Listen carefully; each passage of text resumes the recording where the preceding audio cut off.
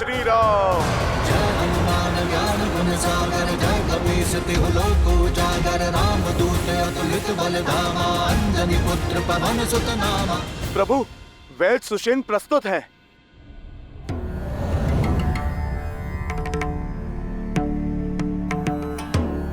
ये उचित नहीं है विभीषण जी। मुझे मेरी इच्छा के विरुद्ध यहाँ इस तरह लाया गया है। मेरा घर उखाड़ दिया गया और मैं प्रभु, मैं वैद्यों को जानता हूँ।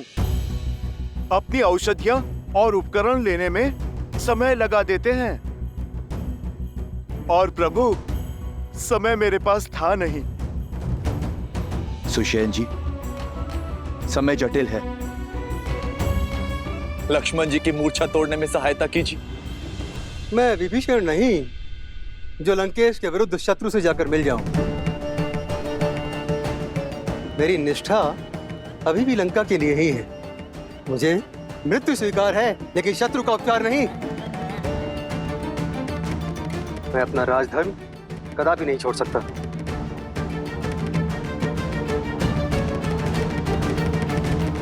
वैद्य जीवन देने की बात करते हैं वैद्यराज, जीवन लेने की नहीं।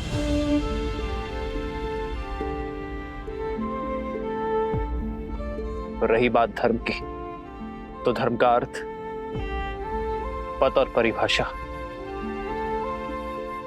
परिस्थिति के साथ बदलती है। एक लंका का निवासी होने के नाते लंकेश की निष्ठा करते करते अपने कर्म के धर्म से मुंह मत फेर लीजिएगा। हनुमान का आपको यहां लाने का मार्ग जटिल अवश्य था, किंतु प्रयोजन में धर्म है। आपको एक शत्रु के रूप में नहीं, एक वैद्य के रूप में यहां लाया गया है। आप जानते हैं इस लोक में एक वैद्य को ईश्वर का स्थान क्यों दिया गया है? क्योंकि एक वैद्य ईश्वर की ही भांति मित्र या शत्रु में भेद नहीं करता। जो आस्था से सहायता मांगता है, उनकी वो सहायता करता है। आयुर्वेद कहता है कि एक वैद्य का कर्म केवल एक राज्य की सीमा तक सीमित नहीं रहता। वैद्य का कर्तव्य संपूर्ण समाज, समस्त संसार का हित होता है।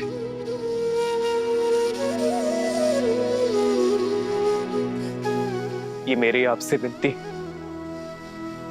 कि आप मेरे भाई की मूर्छा का उपाय कीजिए। आपको आदर सहित अपना राजधर्म निभाने के लिए लंका भेज दिया जाएगा।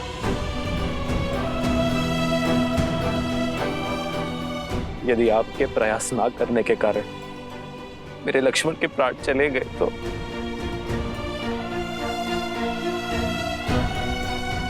आपकी विद्या, आपका वैद्य धर्म कलंकित हो जाएगा। किस काम का वो ज्ञान, किस काम की वो शिक्षा जो किसी के प्राण बचाने का प्रयास तक ना कर सके।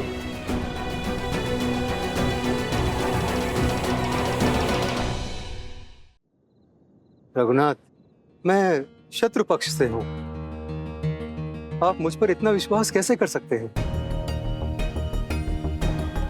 मैं यदि आपके अनुज के उपचार के बहाने इनकी मृत्यु का मार्ग ही ना प्रशस्त कर दूं। मैं एक शत्रु से सहायता नहीं, एक वैद्य से उपचार मांग रहा हूं।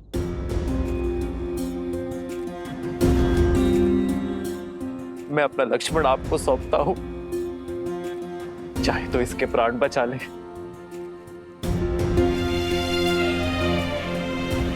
अब चाहे तो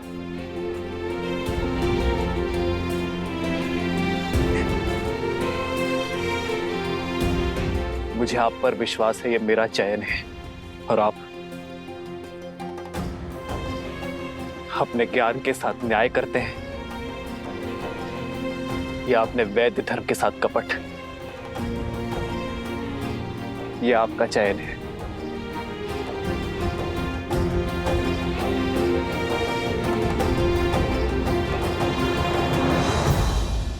जो कुछ भी सुना था वो असत्य नहीं था। धन्यवाद। मैं वैद्य तो बन गया, मगर मुझे वैद्य धर्म आपने सिखाया। आपने शत्रु के वैद्य पर विश्वास दिखाया है प्रभु। विश्वास रखिए, मेरी विद्या आपको निराश नहीं करेगी। वैदराज, धन्यवाद देने को बहुत समय है। पहले आप लक्ष्मण भैया की सुध कीजिए।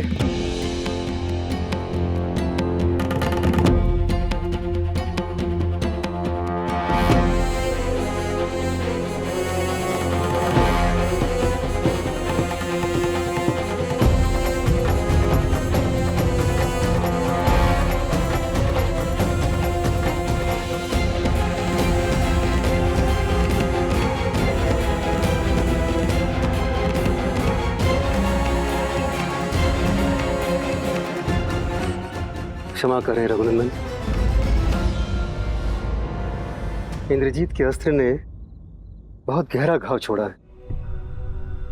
न इनकी हृदय गति में नाद है, न श्वासों में प्राण।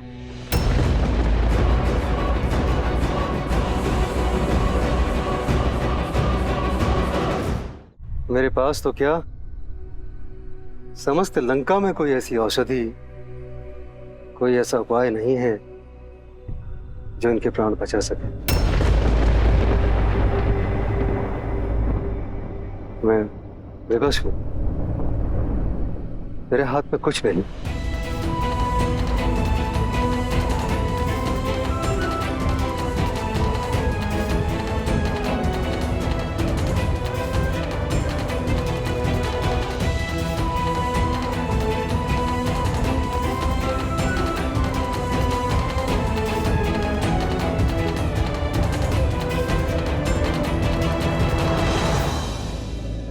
इस पूरे ब्रह्मांड में मेरे लक्ष्मण के प्राण बचाने का कोई तो उपाय होगा।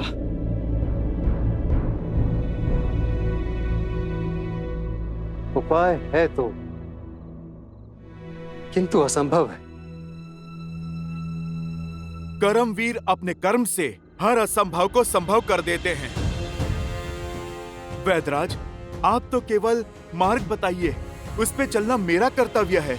हनुमान, कार्य सरल नहीं, महाकठिन है। और उसके अतिरिक्त सबसे बड़ी कठिनाई तो समय का अभाव है।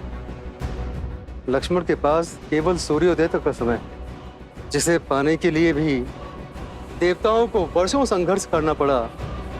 तुम उसे सूर्योदय से पहले कैसे ला पाओगे? आप बस उपाय बताइए। सुदूर हिमालय के द्रोणगिरी पर्वत पर कुछ अलौकिक और अति दुर्लभ औषधियां हैं प्रभु, जो समुद्र मंथन के समय प्रकट हुई थी। यदि सूर्योदय से पूर्व वे औषधियां प्राप्त हो जाएं, तो लक्ष्मण के प्राण बच सकते हैं।